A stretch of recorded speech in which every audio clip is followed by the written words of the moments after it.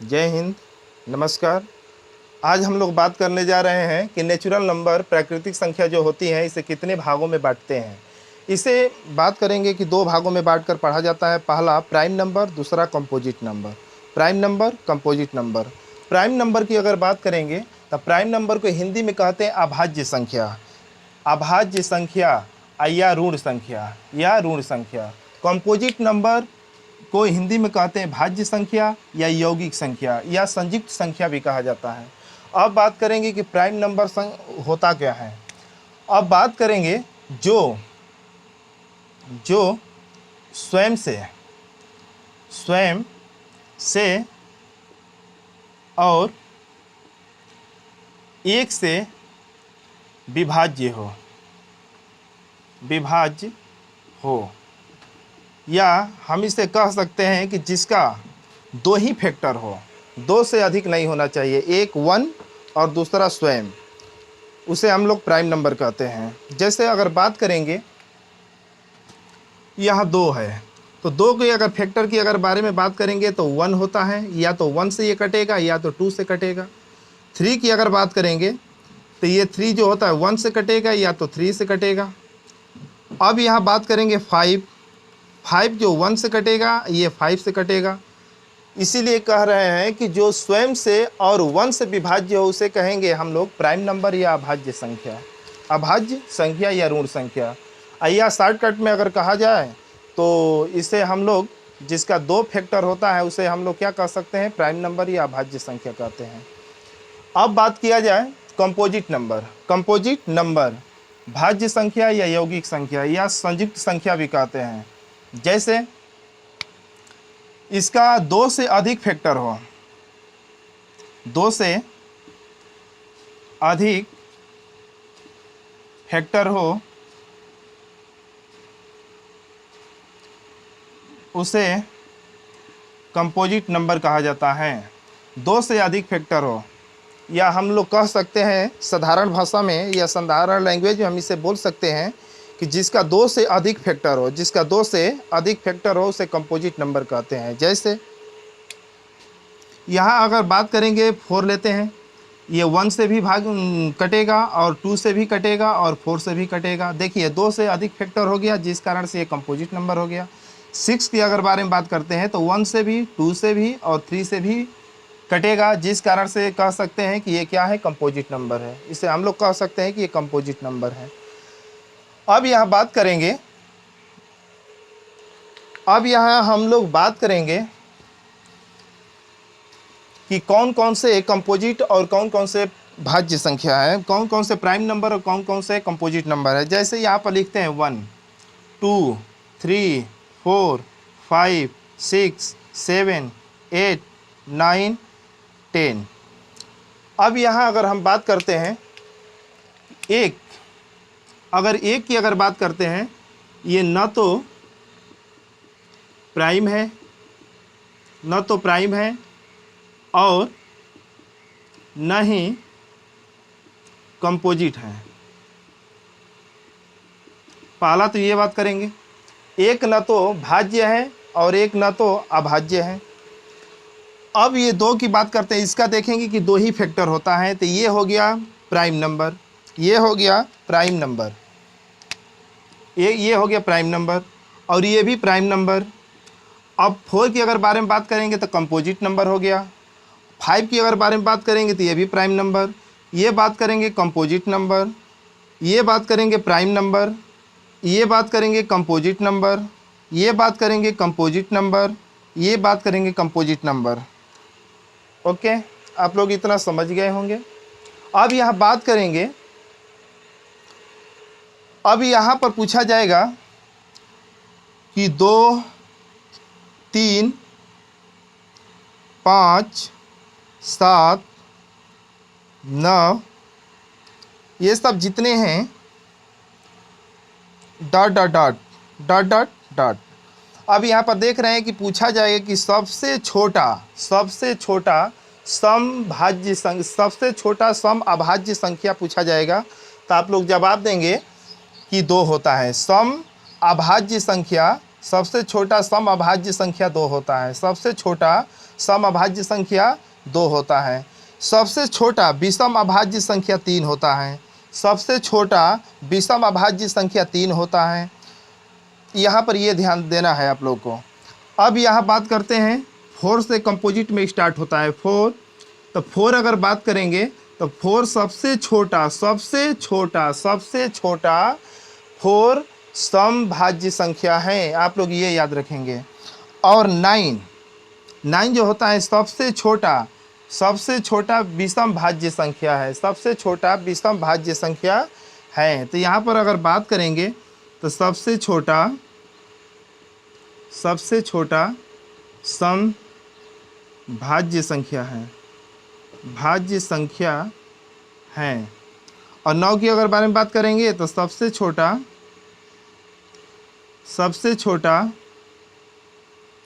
विषम भाज्य संख्या है, भाज्य संख्या है। और इसे बात करेंगे सबसे छोटा सम अभाज्य संख्या है, अभाज्य संख्या है। अब ये बात करेंगे तो सबसे छोटा विषम अभाज्य संख्या है, अभाज्य संख्या है। आप लोग इतने बात का ध्यान रखेंगे। फिर अगर बात किया जाए कि सबसे 2 को छोड़कर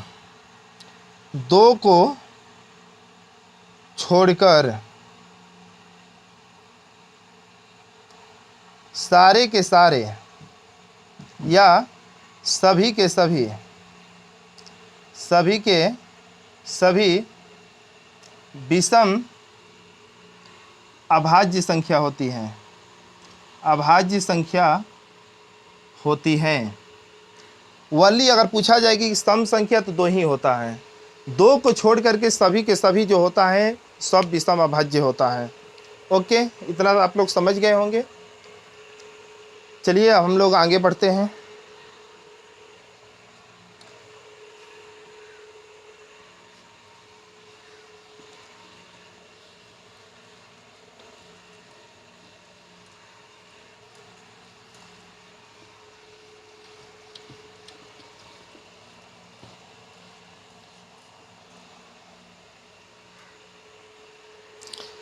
अगर हम बात करते हैं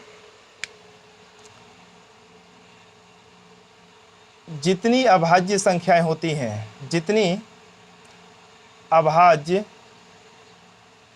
संख्याएं होती हैं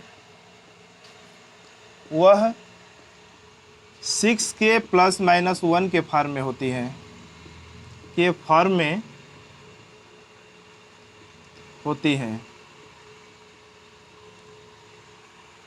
सारे के सारे जितने अभाज्य संख्या है वो 6k ± 1 के फॉर्म में होती हैं। अपवाद की अगर बारे में बात किया जाए, अपवाद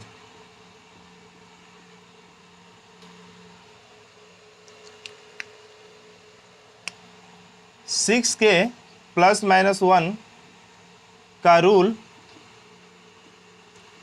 2 और 3 नियम का फॉलो नहीं करती है, नियम का फॉलो नहीं करती हैं, नहीं करती हैं, फॉलो या पालन नहीं करती हैं। जैसे अगर बारे में बात किया जाए, यहाँ पर रखेंगे 2 तो 6 दूना 12, 12 में यदि हम 1 जोड़ देते हैं तो 13। ये तो बता सकते हैं आप लोग कि 13 जो होता है ये क्या होता है, अभाज्य संख्या है। लेकिन अगर 13 में से अगर 2 रखेंगे तो 6 दूना 12, 12 में 1 घटा दिया जाए तो 11, 11, 11। और यहाँ पर अगर बात करेंगे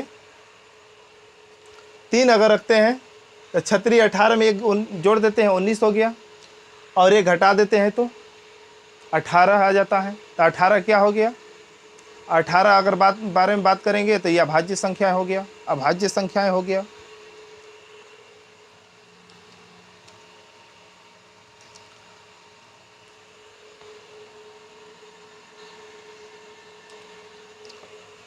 अब यहाँ बात करेंगे हम लोग कि 1 से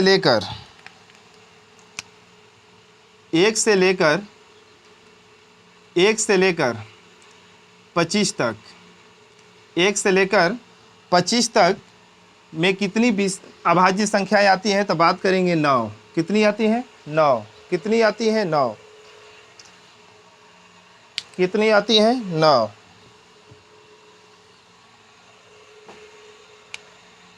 एक से लेकर 50 तक अगर बारे में बात किया जाए तो 15 अभाज्य संख्याएं होती हैं। कितनी होती हैं? 15। अगर 1 से लेकर 100 तक अगर बारे में बात करें तो 25 होती हैं। 1 से 100 तक के बीच में कितनी अभाज्य संख्याएं हैं, तो यहाँ पर लिख दिया गया है 25। और 1 से लेकर के 200 के बीच में कितनी होती हैं, तो आप लोग कहेंगे 46। 46 46 46 46 होती हैं। और 1 से लेकर के 1000 तक कितनी होती है, तो आप लोग कहेंगे 168 168 168 168। ओके,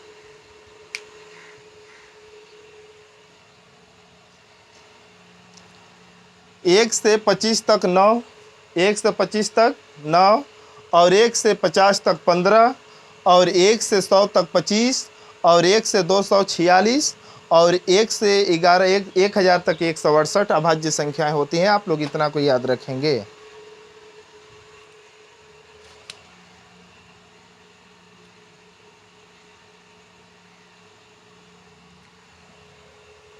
होप आप लोग को इतना समझ में आ गया होगा। अगर यही आप लोगों से पूछ दिया जाएगा कि 25 से 50 के बीच में कितनी होती हैं, 25 से 50 के बीच में कितनी होती हैं, तो आप लोग जानते हैं कि 1 से लेकर के 50 तक कितनी होती है, 1 से लेकर के 50 तक जो होती है 15 होती हैं। और 1 से 25 तक कितनी होती है, तो आप लोग कहेंगे 9।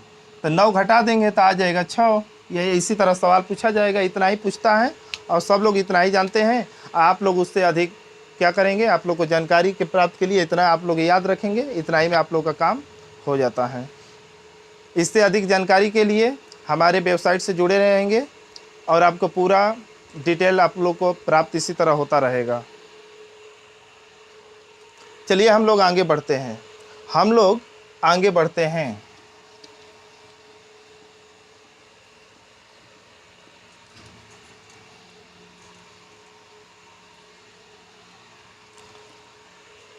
उसके बाद अगर बारे में बात करें तो एक आता है को प्राइम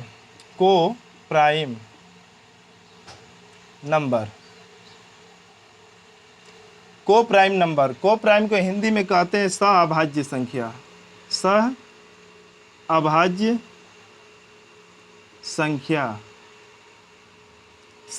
संख्या।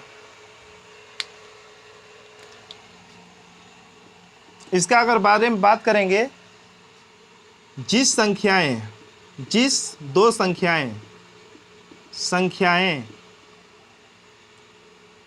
दो संख्याएं का HCF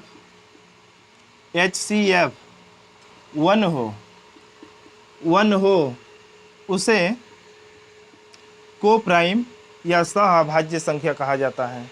जैसे अगर बारे में बात करें एग्जाम्पल के तौर पर, तो यहाँ 2 और 3 ये क्या है, सह-अभाज्य संख्या है, को प्राइम नंबर है। क्योंकि देखिए 2 और 3 का HCF कितना होता है, तो 1 होता है। तो इसे हम लोग कहेंगे कि ये को प्राइम है। यहाँ पर 10 और 13 की अगर बारे में बात करेंगे तो ये भी को प्राइम है। 20 और 11 ये भी को प्राइम है। आप लोग याद रखेंगे, को प्राइम है। को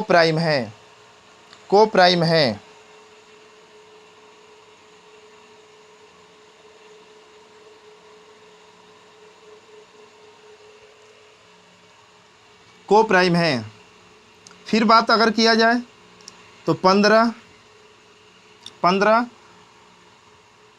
और 7 ये भी 2 को प्राइम है।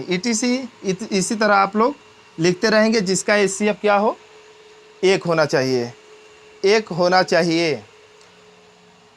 और आगे अगर बात करेंगे, एक नोट डाल करके आप लोग लिख लेंगे, कोई भी